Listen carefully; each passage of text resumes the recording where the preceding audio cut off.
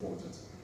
Nevertheless, you were really able to manage it and to prioritize and to say, well, we're going to deliver this.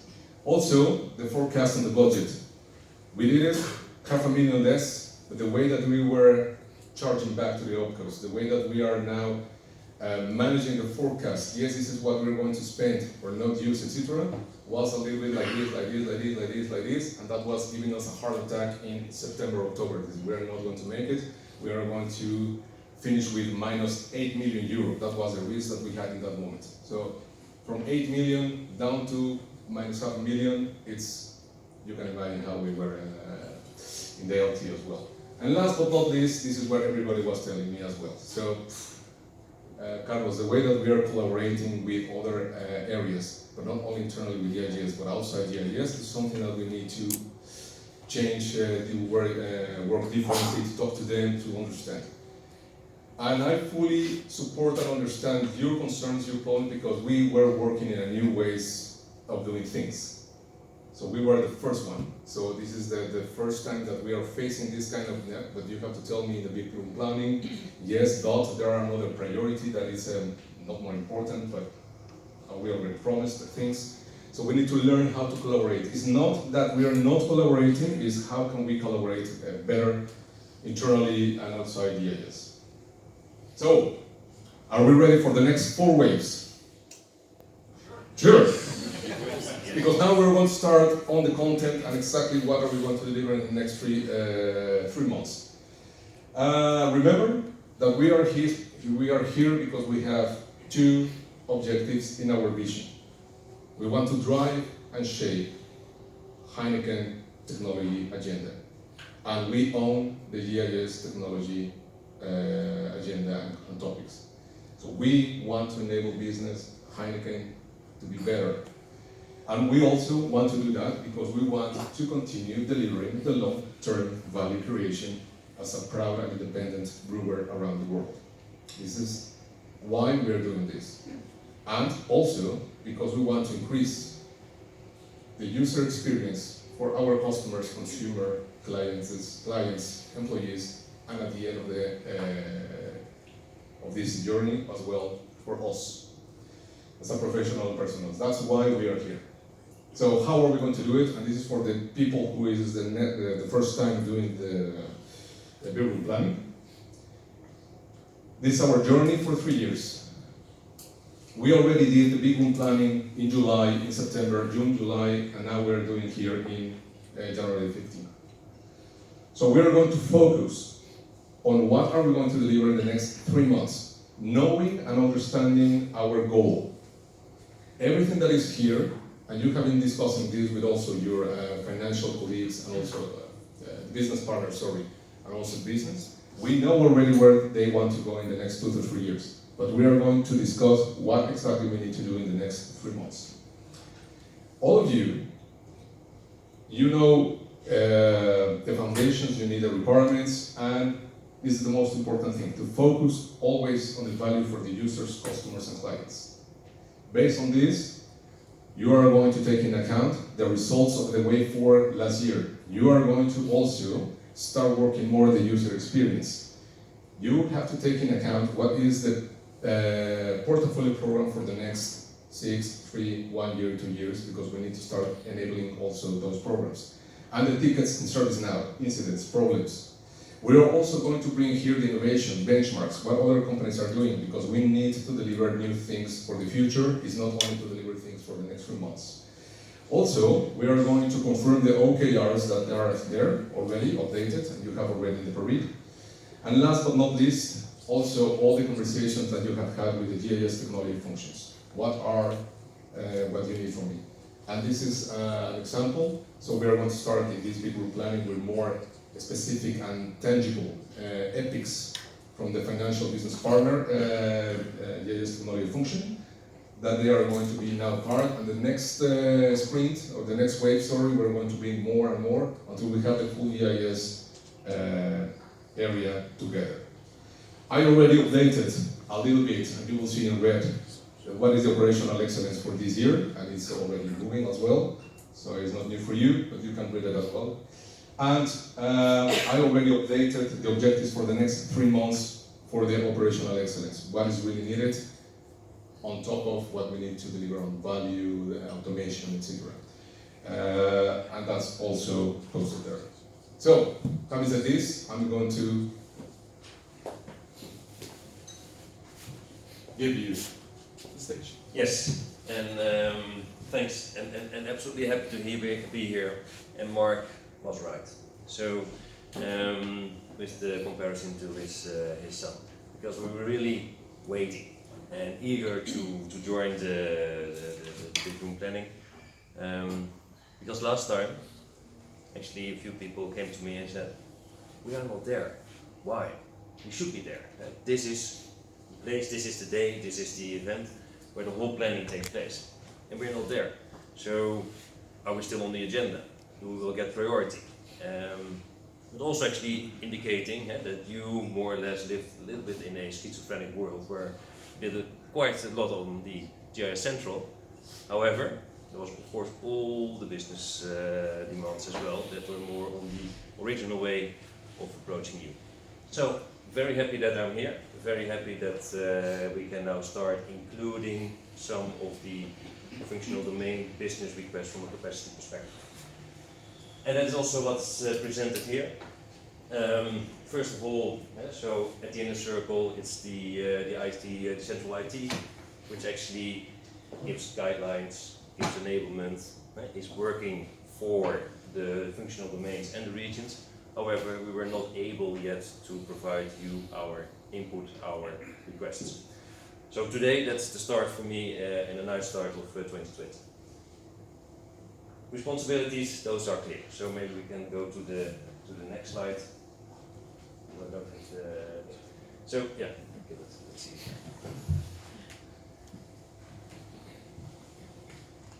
So actually, what we said, we have two types of epics. We have the enabling epics and we have the business epics. And the enabling epics, those are the ones that you have discussed already for the last 8-9 months, as of the 1st of April in the two waves. But now, as of today, we will add also the business epics, and those are owned by the regions and by the functional domains. So, Maurizio, Cruz, and Sander are here today to present some of those business epics to you. And this is only a start. It's also about the learning. It's really about how does this work if we add also more requests into a big room planning? What does it do with the process? What does it do with the impact assessment? Do we need to have the refinement sessions in between? Do we need to adjust those to ensure that also all the business requirements are taken into account? But today is the start and a good learning experience for the rest of the year. Short summary on what are epics and also what it is not. So it's not the big binary monolithic blocks of work, it's really a business value or a enabling value story. And also the last one I find very important because it's also about, it's not by definition a checklist. So in the meantime we can decide, okay, this is it, this is good enough, this is not more needed, or even with the changing priorities within Heineken, maybe it's not needed anymore. There's no value in it to pursue this epic, and then we stop, which is not easy because a lot of work and a lot of effort has been put in, a lot of time and dedication. But it's also a good moment to say, okay, if there's no added value, then we stop. And the epic is not a checklist that we say, okay, we need to complete this by definition. So, from a capacity perspective, there's always some admin and HR capacity needed. So it's really about calculation. How much time do we have available in the next 3 months? So there's always some admin and HR there. Operations. Keep the show on the road. Keep the business supported. Then we have the GIS Central developments, and that's what the scope was so far, and to be honest, 90% of today still. But really about enabling epics. It is about your epics and work to schedule. From an enterprise perspective, but also the transformation to get everything right. And then the next step, which actually starts today, is really about the development from a business perspective. And you see a lot coming in, because we don't have everything at this moment ready for today. But therefore said this is the start of those stories. And on purpose I put a small box between the edge of the development of the business and the development of GIS Central. And the main reason is that at this moment it feels like as it was building up, it is on top of. But at the end it should be an integral part about development. If we're working in product teams, if we're working in platform teams, at the end it comes together. We need a joint planning of the capacity, we need a joint planning of priorities. And that's also what I expect going forward, is that as Mark explained in the agenda, there will be somewhere halfway afternoon a leadership check. And I expect next time and even thereafter that more from the LT members will be present there, also from priorities, because at a certain moment also from a functional IT domain or from a business perspective, we need to make priorities. Is my epic more important than the one of Herman Rolfers in HR or of Fendi Santos from Commerce? At that level, we also need to make then decisions here, or these agreements about how do we proceed. To have a GIS overall view on the work in the next quarter. So I'm happy that I'm here. I'm happy that we can present in a slightly different way some ethics. I'm not going into the content because that will be discussed in the planning session itself. But great to be here and great to have a start including the business and regional demands. Thank you.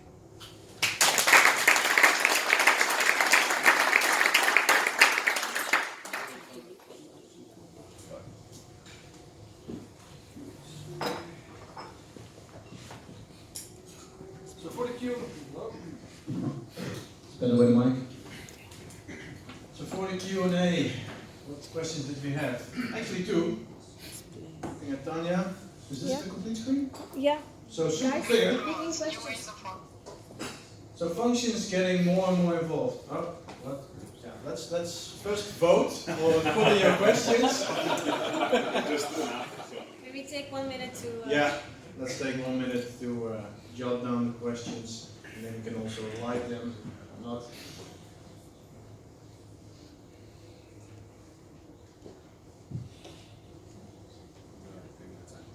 Yeah.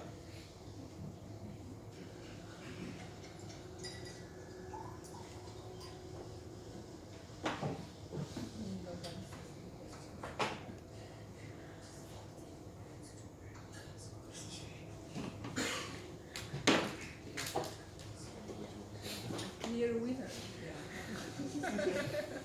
Also put a question come on. Thank And you. also be a new one, eh? Yeah, thank you for. Oh, then you're coming. Now I'm going out. Yeah. So I think we can start with the first one. Yeah, there's a clear winner eh, so Yeah. far. The runner-up. So functions getting more and more involved. How do you see this evolving going forward? And I think you is Gerard or Carlos? Yeah. We started our two previous planning rooms only with GIS technology and with input from the functions, but it was not active input in the session. It was on previous before the sessions. What we're going to do now in these next 3 waves, starting this one. Finance, GIS technology function is the first one, and the second wave we are going to bring the second one, and then the third one, etc. And the big planning room will be changed a little bit into the GIS technology functions to lead the end-to-end business stories or value that we need to deliver in the coming 3, 6, 8 months, 1, 2, 3 years. So we, GIS technology, we are going to understand better and to define what exactly do we need to start doing now to enable for the future or near future. That means we are now a little bit leading this GIS big planning group, but in the future that will be led by the GIS technology functional areas. It's going to be gradually. And as we learned in the last 2 sessions, they are also going to start learning on the job. But this is more or less how we are going to make it happen this year. Next year will be now formally all the GIS transformed, reorganized, knowing exactly what is the new ways of working. And then I hope that we can move to the next maturity level on the agile ways of working. That will be huge. True, and I expect also some ups and downs there. Yeah. Because now we are used to the last 2 ones, with the third one. But most likely we need to adjust some of the logistics, some of the input, how we are organizing such a day. And then where you say, okay, we're just ramping up from an experience perspective, from a knowledge perspective, and a happiness perspective. But there might be a dip in there at the moment you add more and new stuff to the meeting itself. So take that into account as well. It will be a learning experience for this year. But definitely, as Carlos mentioned, we from functional domain perspective, we really would take more ownership of the content of the big group planning. The next question is very, very important and critical because who will decide what is more important? Is supply chain management more important than finance or financial program or commerce or what are we going to do first? So the answer for this one is that GISLT, before this big planning room, we should have had already meetings, our stand-up sessions, where the GIS technology functional directors, they're going to present also their stories, their plans, their activities needed to do. And they are going to align together what is the most important critical thing to do and must happen. What is really necessary to do, and we are going to align in the GISLT. So these are the top AAA priorities, AA and A priorities. Because to be honest, everything is a priority for different stakeholders and users. So the question is like, what are the key things that we are going to win in the market or with our customers or clients where we need to pay a lot of attention. So it's them who are going to align the priorities. GIS technology is also part of the business function. So GIS is also a function, and I, as a representative or a representative of this area, I also have to tell what is important for me, enabling, for instance, automation, robotics, cloud, connectivity, that are really, really necessary for others. I'm also going to be part of the prioritization. But is the GISLT pretty reasonable?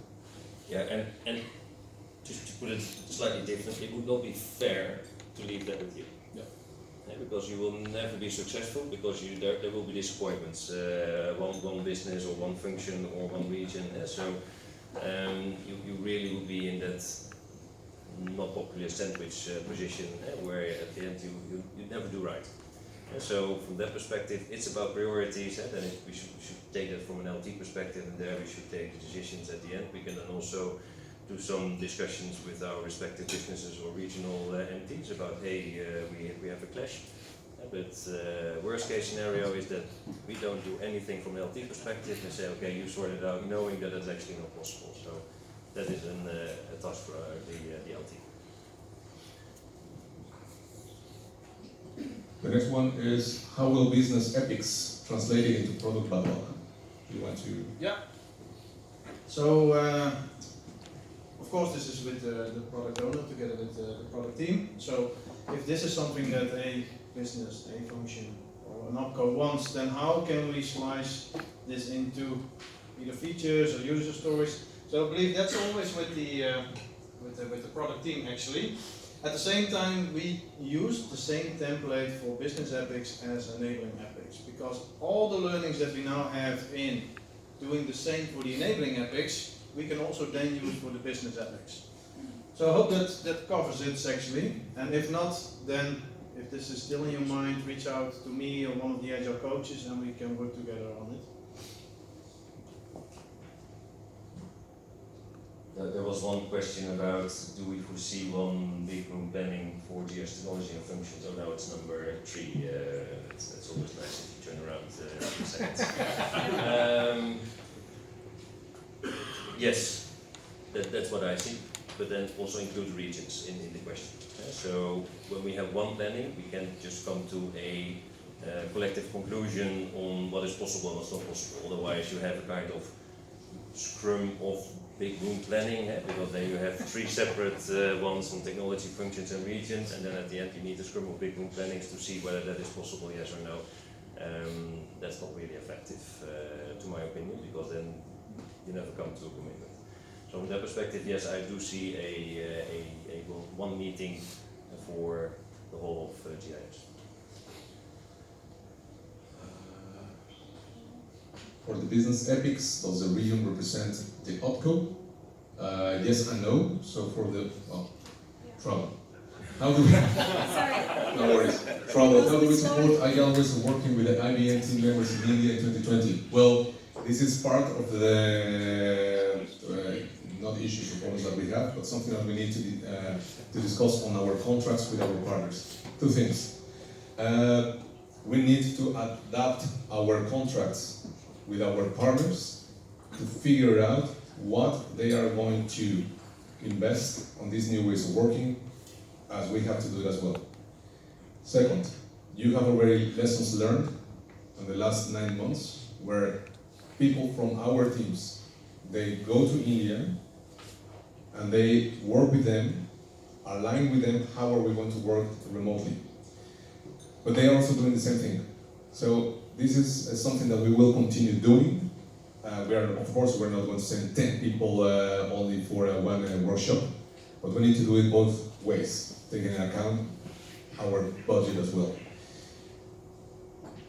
So yes, we have to go and they have to come, and also we have to adapt our contracts. And this is part of also our journey in our epics. At least Maybe to add to that one is that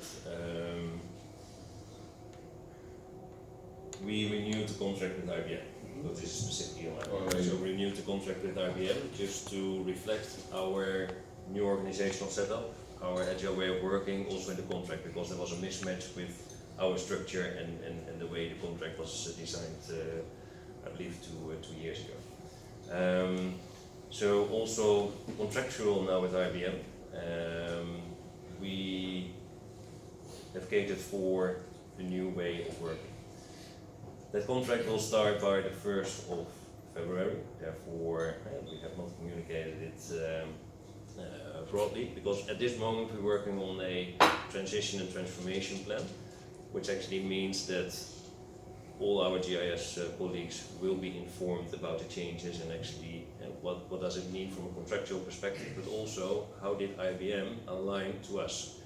And that also means that they have, in certain areas, not in all areas, but in certain areas also decided to have more on-site resources than offshore in India.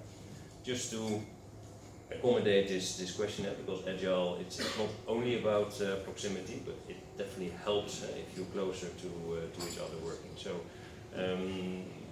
yeah, we have catered for that in the new contract, and in the next, I would say, few weeks, and the pilot teams will start much earlier. You will be informed about what does it mean from a contractual perspective and how to work together. Yeah, for the business epics, those the region represent the OPCO. There are 2 areas representing OPCO from the business epics. One is the GIS technology and functional directors, because they are representative, but also the business owners. And on the other hand, we have the regional transformation and technology directors. And both of them are part of the GIS LT team, and they are also part of the functional business LT team. So on both sides, we're going to take care of the others. Maybe the next one is how can we evolve business epics if they partially, if not fully, should be delivered by functional IT. For me, the big room planning is there where we have issues, conflicts, we need priorities. So if there's no conflict in priorities or capacity, because it's fully delivered by the functional IT domain. I don't expect that here on the wall. If it's partially, yeah, then and there is a conflict, then definitely it will be on the wall. So we won't treat it differently. So we will take it with the requirement sessions on a monthly basis. We will discuss it. But if it's purely delivered by the functional IT domain, then I don't expect it here to be in the big room plan. There are multiple product teams in the functions, commerce, and supply chain. How are they engaged and working? Some of them, for instance, commerce has started with products and agile ways of working for GIS transformation. But at the end, this is going to happen. So all the technology functional areas, they will have their product teams, and they have to be also part of this big planning room somehow. So how today they are engaged and working, well, by themselves a little bit, but we have also our inputs for the planning room, depending on if it is hosting connectivity. Yes, and to add on that, because that's indeed how they are involved in the planning, in the big room planning, but also with the Agile Ways of Working team, we have a number of Agile transformation consultants, also with the support of the Agile coaches, that are now aligning with the functions on, so what are the plans for the Agile transformation? How can we help? Where do you need support? So they are engaged, they work with the same playbook, we are there, and like Carlos already said, so everybody does the Agile transformation in a certain pace, and we're going to try and synchronize the ways of working into the big room planning. How are the guilds in Europe evaluated? We haven't evaluated the guilds. I think that is just started 3 months ago, 4 months ago. And we are going to replicate this guilds community potentially. No, it's already doing that in Africa. Potentially we're going to do the same thing in Americas, and we need to discuss it with Asia. Now, how are we going to evaluate that? GIS guilds for these regions are also part of the GIS community. So I think that we are going to take them also in the journey of user experience and the same evaluation of how to user experience, user sentiment in our evaluations. How are the changing priorities affect products? The answer is a lot. Especially in the last 6 months, 8 months, I heard a lot in the insights and development. This topic was really affecting them. And how it can be controlled or managed. We need to improve better in our stand-up sessions in the portfolio level, but also in the ESLT level, how to prioritize and to give you the right priority and the right direction in this sense. Because the priorities is normal to change. What is not normal is that those priorities come to you directly without being analyzed with other implications of what do we need to stop, etc. So you have all the pressure because you want to do this and that, but also the new priority. And this is what we need to do. So how are we going to do it? We need to prioritize better in the LT and also portfolio level. And in that overview that I presented on the HR admin, ops, central development and business development, a way to accommodate that is to plan capacity for 90% and then the 10% based on what is possible, what is needed at that moment. And then you can cater a little bit for any of the unexpected high priorities that are coming in. But that's not easy, because that 10% will be consumed easily, and then suddenly they are working on it. So there's really, I think we need together come to an agreement there how to deal with those changing priorities or the high urgent demands, and that not for a one-day exercise, but normally those are then for the next weeks or months to claim capacity. The next question is something that we already started discussing. The answer is no. We have to change the setup. We are going to change the logistics potentially. Officially, the ways of doing this kind of planning takes 2 days. 1 day is analyzing the retrospective reviews and also the backlog and OKRs, etc. And the next day is full day of planning, dependencies, agreements, changes, commitments. Today we are doing this only one day because at the beginning was only GIS technology. Also, we don't want to do those also 2 days because for you, 1 day is very important in terms of delivering things and the stories, etc. So we need to change and we need to look about the new logistics, but that will change. And you can see even that it's not going to be potentially comfortable anymore in this place, but we are analyzing that. Maybe just to finish, what are you most proud of after 3 week-long planning sessions? Most proud of Yeah. the way that the team members, product owners, portfolio, chapter leads, scrum masters, agile coaches, everybody up to everybody in GIS really engaged in the new ways of working and didn't complain in a way of not delivering. But it's like, this is too much. We are going to make it happen. Now this is my responsibility. We are going to make it happen. And it's unbelievable how you are really taking accountability and responsibility of your products. It's a pleasure to work with a team like all of you guys. Escalations are really, really top escalations. The rest are managed by you. You talk to the operators, you talk to the functional owners, you talk to the vendors, you talk to everybody, partners, and you are making things happen. That's a pleasure. So many thanks, Carlos and Gerard. So your questions are not lost. We take them with us. We distribute them across the speakers so that they can follow up. Because this is something that is relevant for you and we need to address. So I would now like to give the stage to Ricardo. Yeah. From the Architecture Competence Center.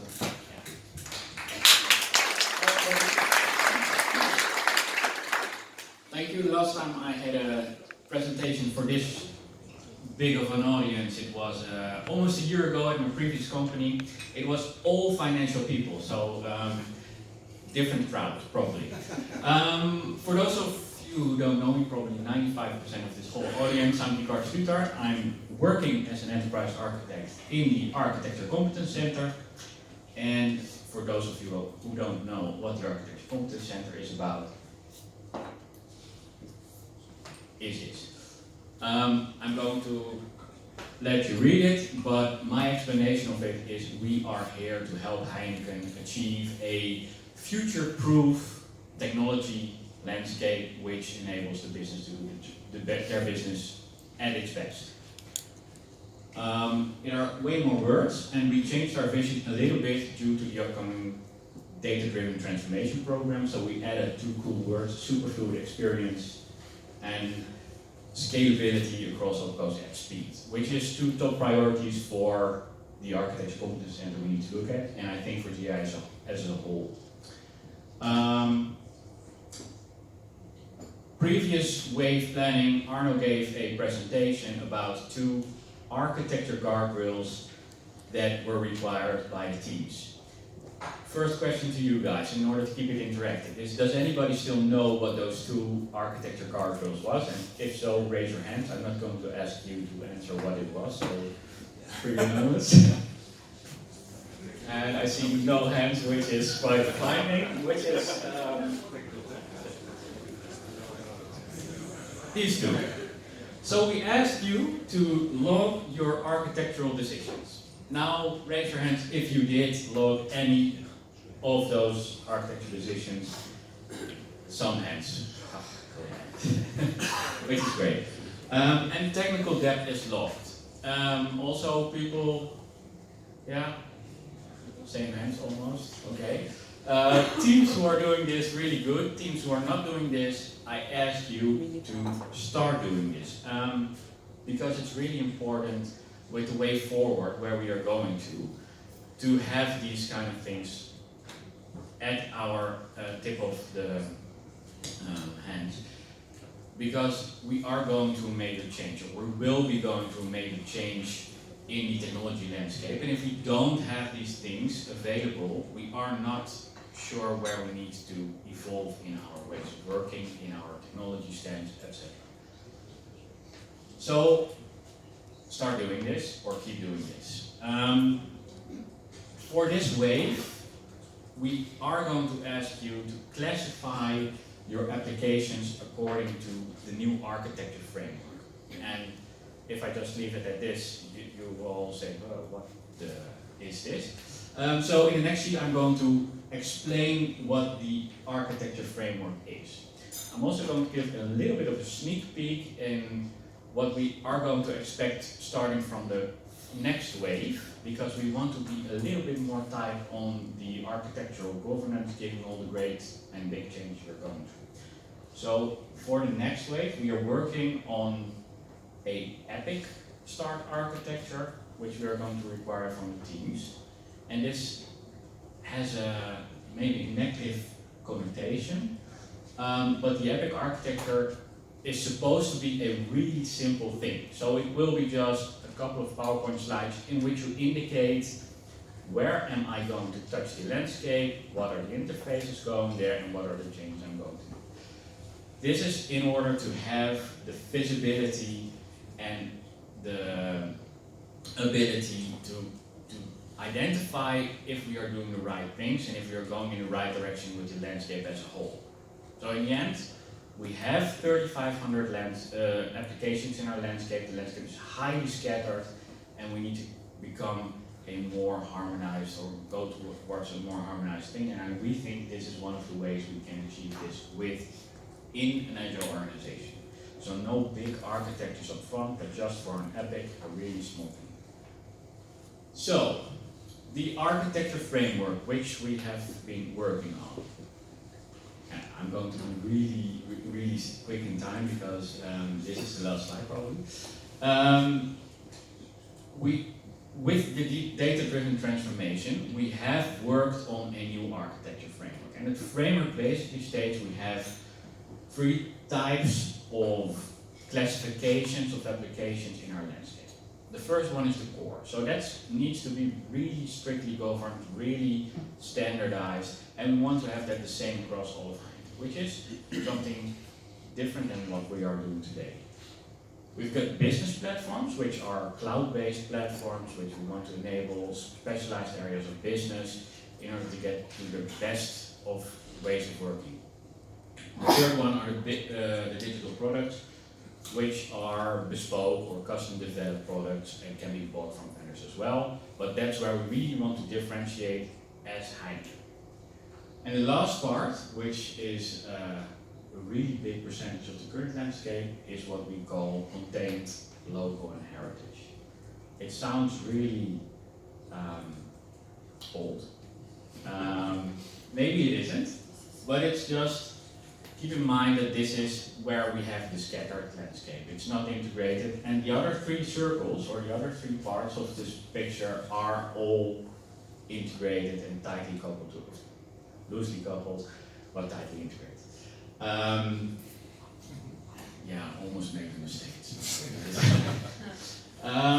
So this still doesn't say a lot, but we have a detailed deck about this framework in which we explain what do you get from a core and what do you need to comply with. So that's an easy guideline in which you can say, okay, if I know or I can check the boxes to which I comply, then it's classified. Then I can classify this application as a core or as a business platform or digital product. We also made a mapping for the whole technology portfolio, which is on this slide, which is unreadable for you. But you will get the deck, so that's really easy. But in the end, you see we have already done some pre-classification of the types of.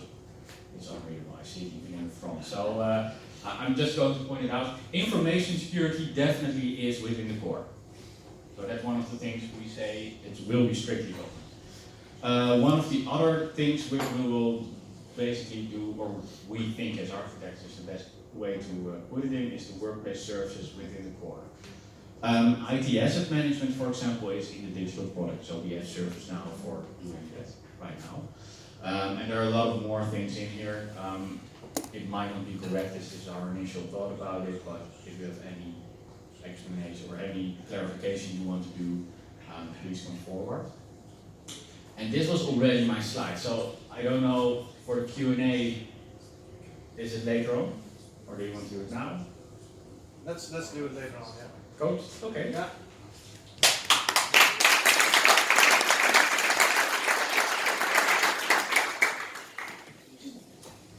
Yeah, Ton is already making his way to the front. It's great. And we have some time to spare, so I'm going to start. Here you are. Thank you. So, good morning everybody. First of all, I would like to thank you for 2019 working on security, because I know you all did, because I was present also with the other wave plannings. You all put security in your epics, in your planning, in your sprints. Thanks for that. So we did already a lot, but we still have to do a lot. Security is always that topic that basically people say, hey, it's nerdy, it's difficult, it's saying no, but it's in the news more and more. So in the past weeks we have learned that a lot of companies are affected by ransomware infections. We also see now today Microsoft releasing patches that are on 2 serious security topics. So it's all in all, it's everywhere right now. It's quite a lot in the news. Also that there is a race of crime. And where is that crime coming from? A lot of that the crime is raising is coming from fraud cases in the digital space. So we also see that there is more and more easy money in the digital space.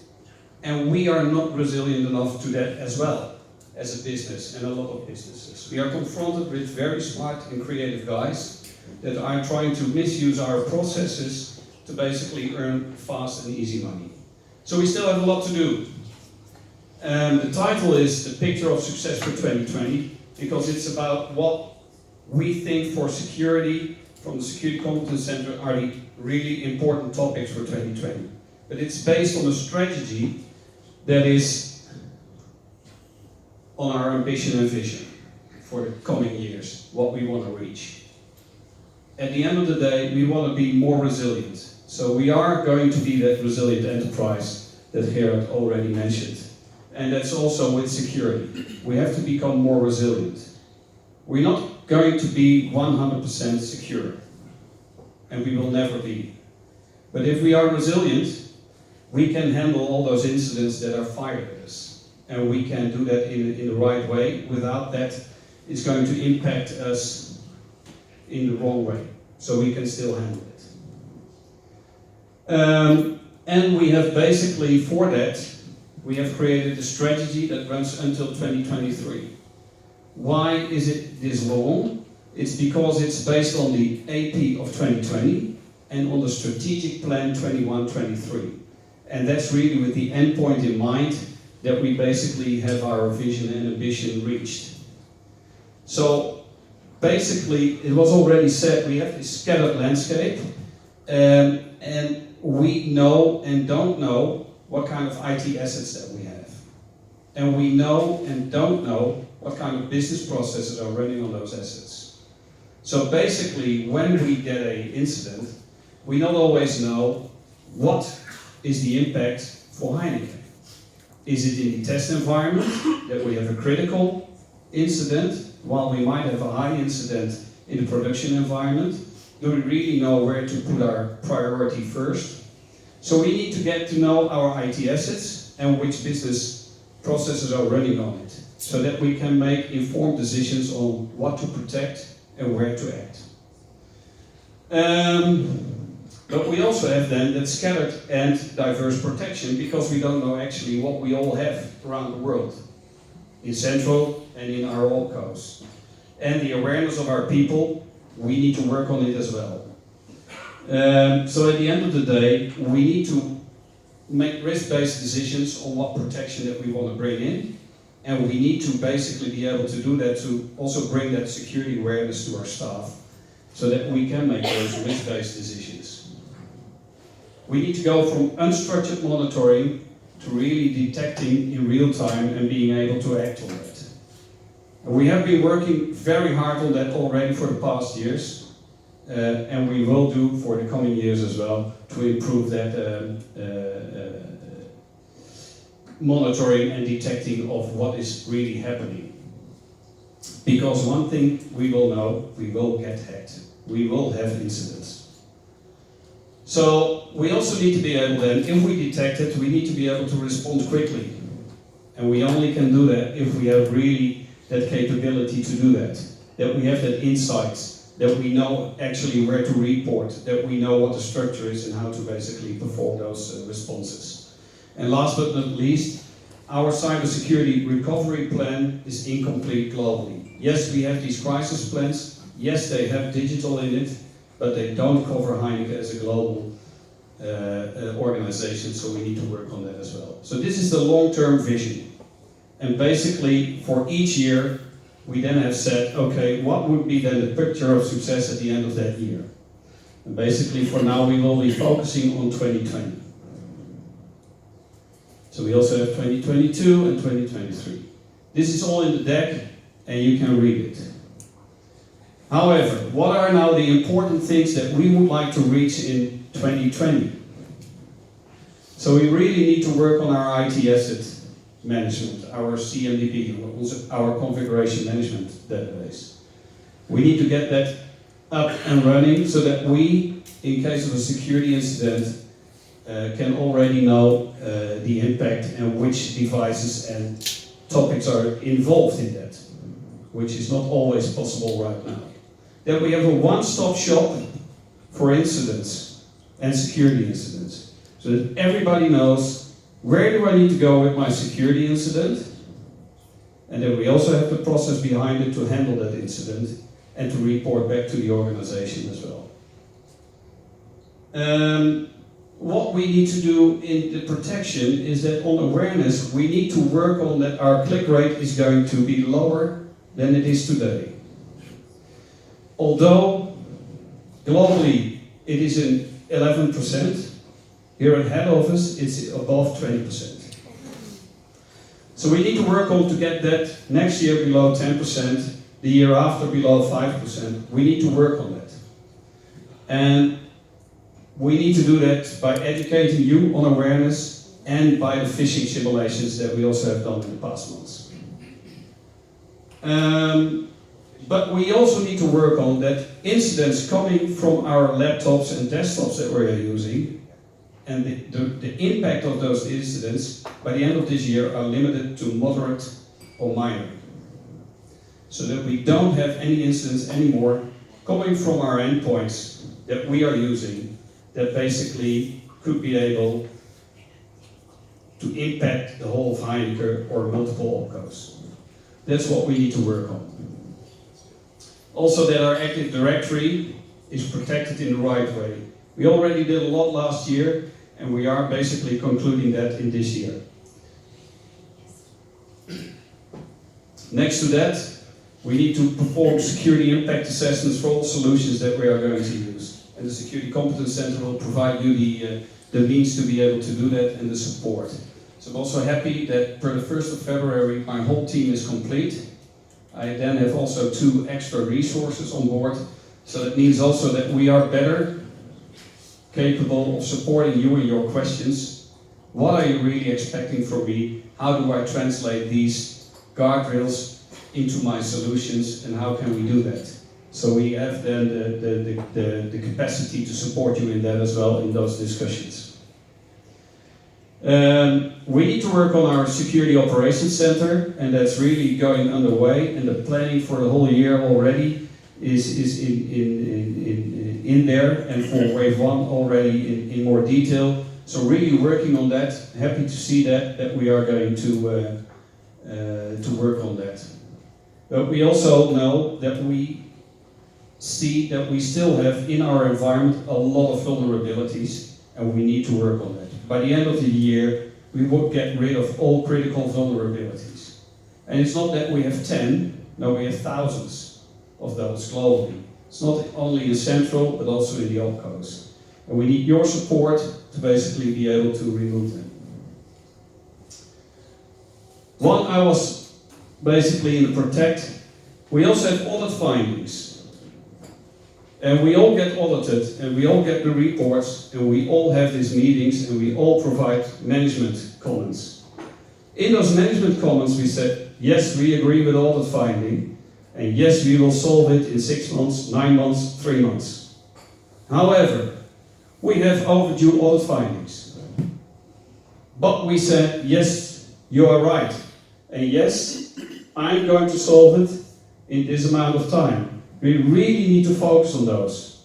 The organization is looking at it. It's part of our hygiene. It's part of the basics. We need to really execute on that. Thank you, Jan. So I would like to ask you, for your audit findings that are concerning your product teams, your area, the overdue audit items, close them before the end of Q2. We will be able to support you in what audit findings are still there for you. If you don't know, that's the Security Competence Center can provide it to you, and we will work to you on the solutions. So there is not that you have to basically maybe execute the whole project. If you are of your opinion that the risk is not there anymore, we will have that discussion with you. And if we agree, we will work with you to basically be able to mitigate or close the audit finding based on those criteria. So that's the promise of the Security Competence Center to you as well. And what I think at the end of the year, or at least what we need to start working on, is that we are going to be able, by the end of the year, also to be able to do attack simulations, so that we know that what we have created in the period before, how are we going to handle these cyber incidents, that we are also able to basically train them and test ourselves. Is what we created and designed, is that really working, and what are we learning from that, and how can we adapt on that? And we will increase that testing over the years to a higher level, so that we also trained on when incidents are happening to us. I think that is one of the most important things also to reach this year.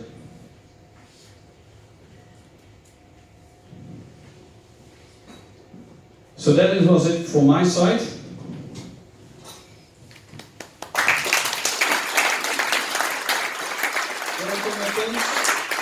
So only on alignment with Paul and Nina. Also, we have a sourcing guidance, sourcing tracker. I aligned with them. Please read the pre-read and make sure you get familiar with it. The most important thing is to, let me check, is that you keep them aware of your activity, your plans. So if you're going to adjust, renew, enter contract, then they need to be involved. Working with us. Yeah? Yes? Yeah, that's the main guidance. Going over to the questions. Let me stop the timer.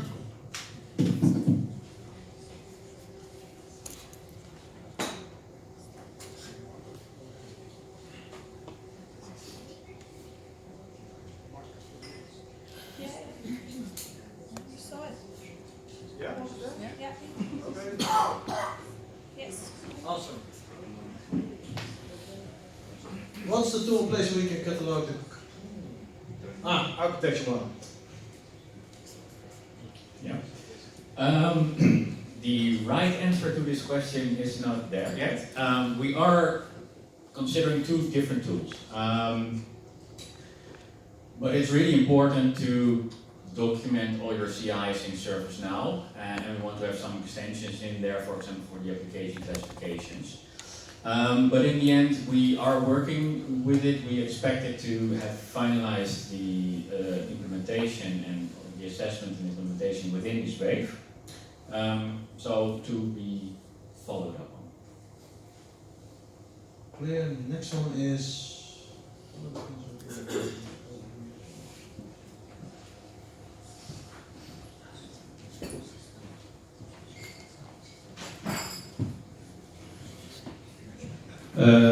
I'm of course not in the product team cyber defense operations because they are working on it. So, but I know their plans. and also we're working together on this. First of all, our current security operations center will change radically this year. So we are in the first wave, we are creating the plans for our future SOC, so our future security operations. What does it need to look like? What do we need to have? And what do we do internally and what do we do externally with that? Coming to that, on the long term, what will be the scope and will it include in the end all our products? Maybe to reflect on architecture, where we have the core and our core capabilities and our core services that we are offering to the organization, I would say we would like to include that in the SOC. Doesn't mean that everything straight away then is in there. There is always the devil in the details. But from a holistic point of view and a strategic point of view, we would like to include all of that into our security operations center and the monitoring of that. Because at the end of the day, a lot of the core is also our basic infrastructure that all the services and products are using, and basically monitoring of that is already of utmost importance in the world of cybersecurity as well.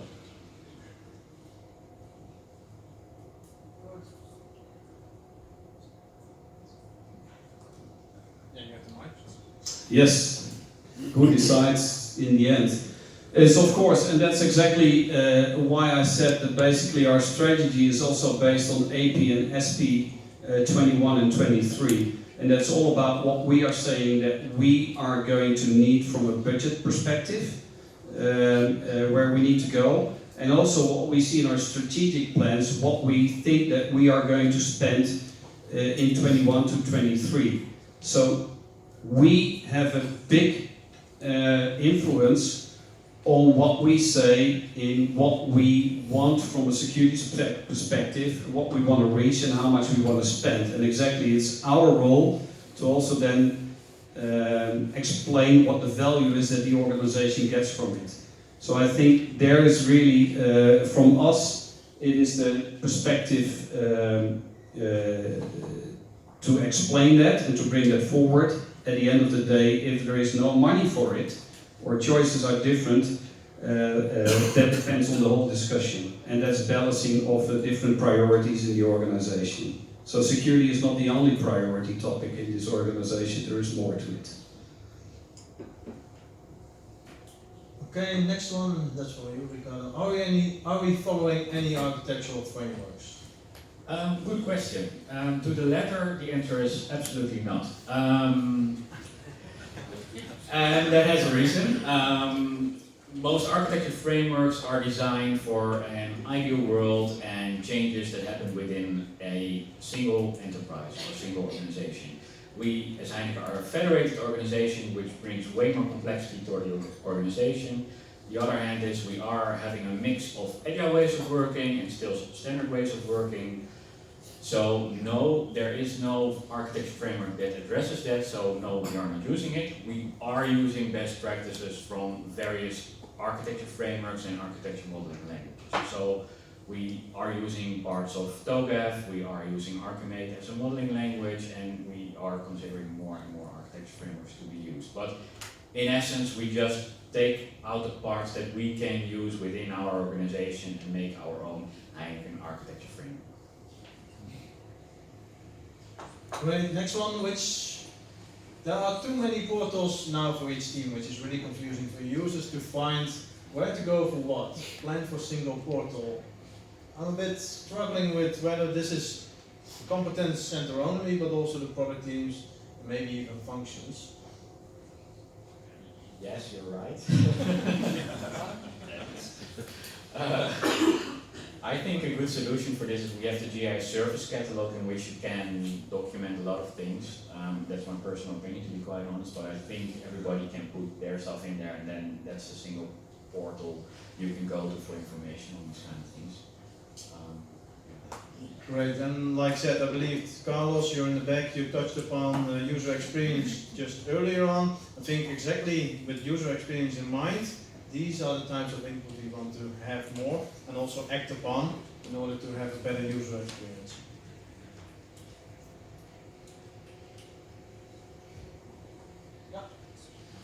Okay, I'm not sure how to fully interpret it. Products do not have access to certain things and depend on support of partners.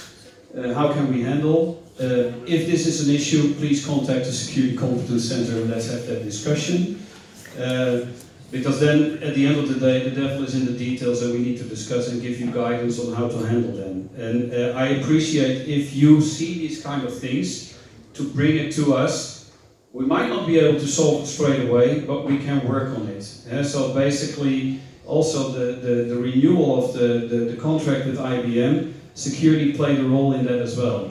And I think that is already an example where we basically from different angles are looking at contracts to bring that forward. And I know that in certain contracts maybe certain things are not delivered.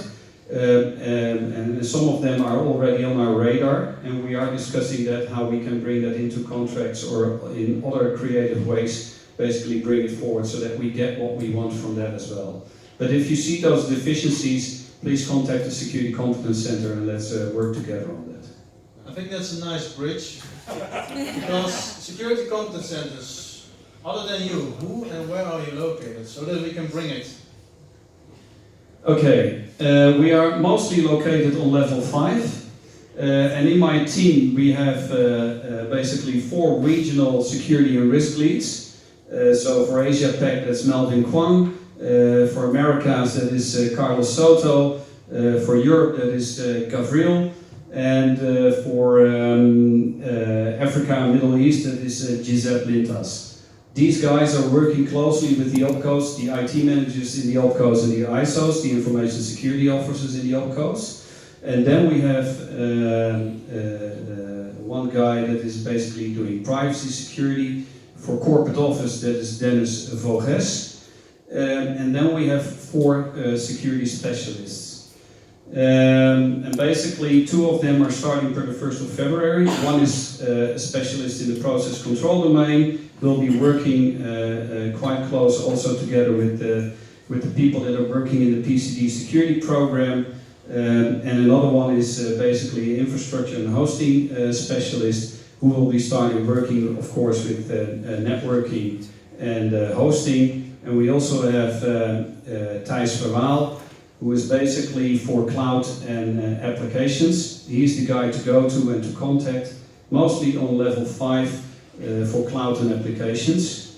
And we have, since the 1st of January, Hannah Bax, who will work on predominantly on our security awareness campaign, because we are going forward with that. I hope you all completed already level bronze. It's quite difficult to get GIS out of the system because I think we are still special in the organization. So we need to slice and dice to get the real overview of GIS. However, the participation in the security awareness campaign from a head office perspective, so like Heineken International, is quite low. It's about 30 to 40%, while in the OPCOs it's mostly almost 100%. So I hope you all completed already your security awareness training on that. So Hannah will be working on that, and Hannah is also educated in crisis and communication, and she will start working with corporate affairs and how we can integrate digital in our crisis environment. So that for the Security Competence Center. Otherwise, if you can't find them, drop me a line and I will direct you in the right direction. Yeah, so do we keep using simplicity? This way, yes. As soon as we have the new architecture tool in place and a new governance structure, we will abandon simplicity. Really simple answer. How will the architecture guardrails be applied to the OPCOs and monitored by... Interesting question. This is depending on the maturity of the OPCO, on the team that's being monitored. So in the ideal world, all teams will be able to apply the guardrails themselves and we don't have to monitor and everything is fine. There is quite a big challenge right now where we don't have actual influence on what happens in the OPCO. So what we try to do with the Architecture Guild is make people or other architects or people with an architecture interest aware of the architecture guardrails and how they can apply them. And then continuing on that, maybe in the new governance way, there will be a more advanced way how we can monitor it. But I am a strong believer that self-monitoring or applying the guardrails is the key to an agile organization. So you need to be aware when you cross the boundaries or cross the guardrails and raise your hand, and then we can help you. But we absolutely don't want to police what's happening within opcos or teams. So that's an answer. The next one, governance in place to assure. Do you want to answer that? Yeah, so I just checked the. Well, I can answer that for security. Indeed. So for security, from a security point of view, we have something called Prisma, and I don't want to explain what it means, but it basically is a system where opcos need to provide evidence on how they comply with our information security procedure. And we have been working on that to simplify that. So starting of this year, that will be simplified. So before we had about 174 controls that we wanted them to provide evidence for, and we have reduced that by let's say 50%. That's one thing. The other thing is that we as GIS basically don't report on how we comply with our information security procedure, and that is basically what we are going to request from you this year as well, so that we also know from a central point of view what have we implemented, and then we can bring it together from an opco point of view, from a central point of view, and then for an opco, for example, that will cover then 100% of his scope, because some things he is doing himself, and on some things he is basically relying on what's happening on central, so he also needs to know how central is doing from that perspective. So on that, basically, we are working from a compliance point of view, and last year, also in the security space, for each opco, an information security officer has been assigned. For the large opcos, that can be 1 or 2 security officers. For the smaller ones, that can be 1 information security officer on 2 or 3 opcos. So we have about 30 information security officers out there that are in contact with the regional security and risk leads from my team, and that's basically how we work also on to get the security agenda into the opcos. So that's basically from a security perspective. Great. And let's go for the last one then.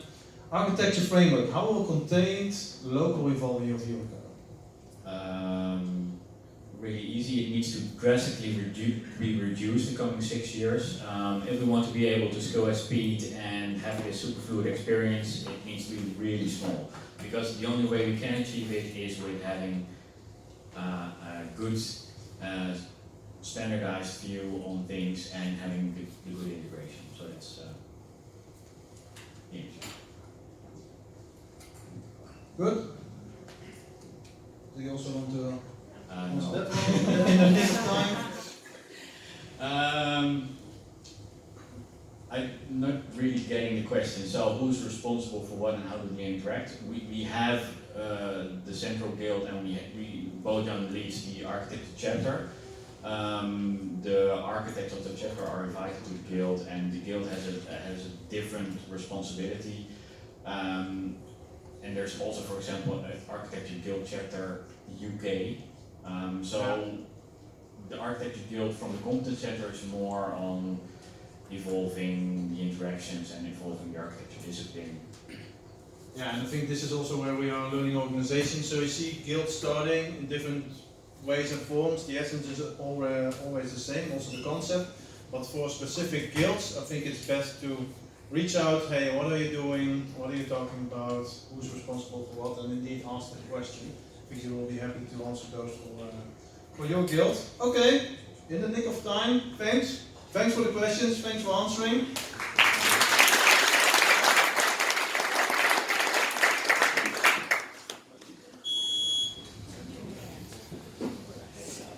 So, we have some minutes to spare, we're actually ahead of schedule. We have a break. After that, I would like to ask you to come back at 11 and where we will explain the planning process.